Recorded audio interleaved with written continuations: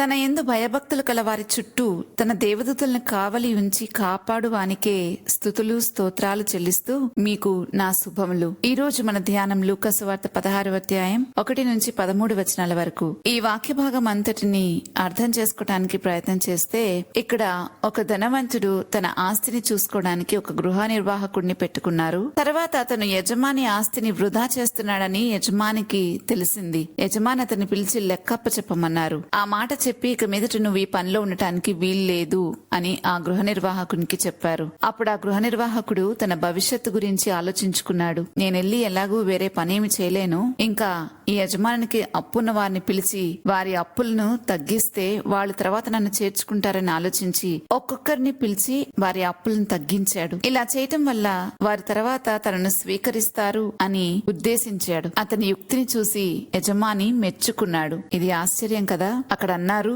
వెలుగు సంబంధుల కంటే ఈ లోక సంబంధులు తమ తరము వారిని బట్టి చూడగా యుక్తిపరులై ఉన్నారు అని. ఈ విషయాన్ని మనం కొంచెం లోతుగా ఆలోచిస్తే మనకు అర్థమవుతుంది దేవుడు ఒక మనిషి యుక్తిగా ఉండటాన్ని ఎంత కోరుకుంటున్నారు అనేది. ఇంకా తర్వాత మనం 9 నుంచి 13 వచనాలు చూసినట్లయితే, అన్యాయపు సిరి వలన మీకు స్నేహితులను సంపాదించుకునుడి, ఎందుకనగా ఆ సిరి మిమ్మల్ని వదిలిపోయినప్పుడు వారి నిత్యమైన నివాసములలో మిమ్మల్ని చేర్చుకుంటని మీతో చెప్పుచున్నానని చెప్పారు. ఇంకా 10వ వచనంలో, మిక్కిలి కొంచెంలో నమ్మకంగా ఉండువాడు ఎక్కువలోనూ నమ్మకంగా ఉండును, మిక్కిలి కొంచెంలో అన్యాయంగా ఉండువాడు ఎక్కువలోనూ అన్యాయంగా ఉండును. 11, 12 వచనాల్లో, కాబట్టి మీరు అన్యాయపు సిరి విషయంలో నమ్మకంగా ఉండని ఎడల సత్యమైన ధనమును మీకు ఎవరు మీ వశము చేయును, మీరు పరుల సొమ్ము విషయంలో నమ్మకంగా ఉండని ఎడల మీ సొంతమైనది మీకు ఎవడిచ్చును. 13వ వచనం, ఏ సేవకుడును ఇద్దరు యజమానులను సేవింపలేడు, వాడు ఒకని ద్వేషించి ఒకని ప్రేమించును, లేక ఒకరిని అనుసరించి ఒకరిని తృణీకరించును, మీరు దేవునిని సిరిని సేవింపలేరని చెప్పాను. ఈ విషయాలన్నీ ఇక్కడ చదువుతున్నాం కదా. అయితే ఈ ఉపమానం ద్వారా మనకు తెలియజేయబడుతుంది ఏంటంటే,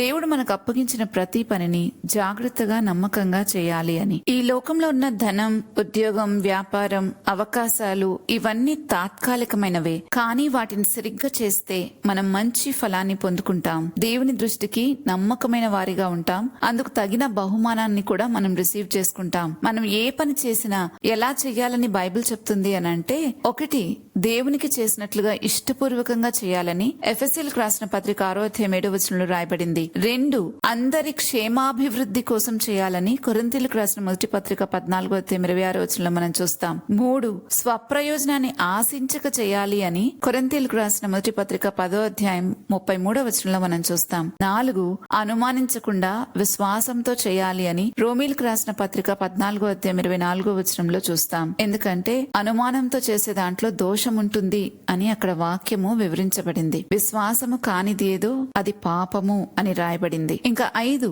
అన్ని ప్రేమతో చేయాలి అని కొరింథీయులకు రాసిన మొదటి పత్రిక 16వ అధ్యాయం 14వ వచనంలో రాయబడింది. ఇవన్నీ చూసుకుంటూ మనం ప్రతి పనిలోనూ ప్రేమ, కనికరం, విశ్వాసం, న్యాయం ఉండాలి అని యేసుప్రభు వారు సువార్తల్లో పరిసయ్యులతో మాట్లాడుతూ ఈ విషయాలను సూచించారు. సూచించటం కాదు, ఆజ్ఞాపించారు. ప్రేమ, కనికరం, విశ్వాసం, న్యాయం ఇవి తప్పకుండా మనం చేసే ప్రతి పనిలోనూ ఉండాలి. ఇవి కాకుండా ఇంకా మనం అవి దేవునికి చేసినట్లుగా చేస్తూ క్షేమాభివృద్ధి కోసం స్వప్రయోజనాన్ని ఆశించకుండా, అనుమానించకుండా విశ్వాసంతో పనిచేయాలి. ప్రతి విషయంలోనూ మనం ఈ రీతిగా పనిచేస్తే నమ్మకమైన పనివారిగా మనము మంచి బహుమానాన్ని పొందుకోగలుగుతాం. దేవుని దృష్టికి నమ్మకమైన వారుగా ఉంటాం. వీటన్నిటికీ వ్యతిరేకమైన నియమం ఏదీ లేదు అనేది మనం గుర్తిస్తే తప్పకుండా ఇలా చేయగలుగుతాం. మనం కొంచెంలో, చిన్న వాటిల్లో విశ్వాసంగా ఉంటే దేవుడు మనకి ఎక్కువ బాధ్యతలను అప్పగిస్తారు. అలాగే మన హృదయం ఎక్కడ ఉంటుందో అక్కడే మనం సేవ చేస్తాం. అందువల్ల దేవునికి, ధనానికి ఒకేసారి సేవ చేయలేము అనేది ప్రభు స్పష్టంగా చెప్పారు. మన మీద ప్రభుత్వం చేయటానికి దేవునికి, ధనానికి ఇద్దరికి ఆ ప్రభుత్వాన్ని, మన మీద అధికారాన్ని అప్పచెప్పలేం. ఎవరో ఒకరికే అప్పచెప్పగలం. ఎందుకంటే ఇద్దరికి చెప్తే ఒకరిని ప్రేమించి ఒకరిని ద్వేషిస్తాం, ఒకరిని అనుసరించి ఒకరిని తృణీకరిస్తాం. ఈ విషయమే ఇక్కడ ప్రభు స్పష్టంగా తెలియచేశారు. అందుకే యేసుప్రభు అంటారు, ఎవడైనను నా యొద్దకు వచ్చి తన తండ్రిని, తల్లిని, భార్యను, పిల్లలను, అన్నదమ్ములను, అక్కచెల్లను తన ప్రాణం సహా ద్వేషించుకుంటే వాడు నా శిష్యుడు కానేరుడు అని. ఒకవేళ వాళ్ళని ప్రేమిస్తాను, దేవుడిని ప్రేమిస్తాను అని అనుకుంటే ఖచ్చితంగా అందులో ఒకరి మీద చూపించేది ప్రేమ, ఇంకొకరి మీద చూపించేది ద్వేషమే ఉంటుందని వాక్యం చెప్తుంది. వాక్యం ఏదైనా ఒక విషయాన్ని చెప్పింది అంటే అది సత్యం. దేవుని వాక్యమే సత్యం అని యోహాను సువార్త 17వ అధ్యాయం 17వ వచనంలో మనం చూస్తాం. నీ వాక్యమే సత్యము అని. కాబట్టి మనం ఇటువంటి స్పృహతో బ్రతకాలి. కొందరు కొందరు పనిచేసే చోట అనుకుంటారు, ఇది వారికి అన్యాయంగా వచ్చిన డబ్బే కదా, దాన్ని నేను ఎలా వాడితే ఏమవుతుంది అని వారు అనుకుని దాన్ని ఎలా పడితే అలా వాడుతూ ఉంటారు. కానీ వాక్యం ఏం చెప్తుందంటే, అన్యాయపు సిరి విషయంలో నమ్మకముగా ఉండని ఎడల సత్యమైన ధనమును ఎవరు నీ వశం చేస్తారు అని. పరుల సొమ్ము విషయంలో నమ్మకముగా ఉండని ఎడల నీ సొంతమైనది నీకెవడిచ్చును అని. కాబట్టి మనకు అప్పగించబడిన ప్రతి పనిలోనూ నమ్మకత్వమే లెక్క. దేవుడు చూసేది అదే. దేవుడు మనకు అప్పగించిన ప్రతి పని, ప్రతి బాధ్యత, ప్రతి అవకాశం తాత్కాలికమైనదే అయినప్పటికీ ప్రతి దాంట్లోనూ ఆత్మఫలాన్ని చూడాలని ప్రభు కోరుకుంటారు. అందుకే వాటిని నమ్మకంగా నిర్వహించడం మనకి ముఖ్యం. చిన్న విషయాల్లో విశ్వాసంగా ఉండే వారికి దేవుడు పెద్ద బాధ్యతలను అప్పగిస్తారు. కాబట్టి మనం చేసే ప్రతి పనిని దేవునికి చేసినట్లుగా ప్రేమతో, న్యాయంతో, విశ్వాసంతో చేస్తే